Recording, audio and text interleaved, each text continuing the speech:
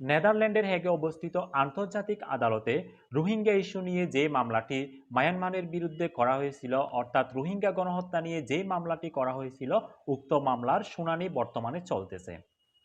গত 12 জানুয়ারি থেকে, অর্থাৎ এই মাসের 12 তারিখ থেকে শুনানি শুরু হয়েছে।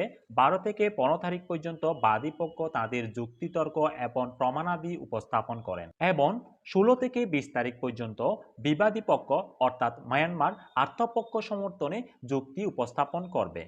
এরপর 26 থেকে 29 তারিখ পর্যন্ত উভয় পক্ষ পাল্টা যুক্তি উপস্থাপনের সুযোগ পাবেন, অর্থাৎ ক্লোজিং আর্গুমেন্ট উপস্থাপন করবেন।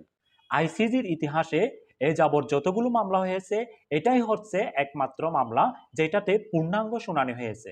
আমরা একটা ঐতিহাসিক রায় পেতে যাচ্ছি। এই রায়টি পেতে মায়ানমার বনাম গাম্বিয়া মামলার এই যে রোহিঙ্গা গণহত্যার মামলাটির রায় পেতে 6 থেকে 12 মাস পর্যন্ত সময় লাগতে পারে। দেখা যাক মামলার রায়ে কি হয়। সালামু আলাইকুম।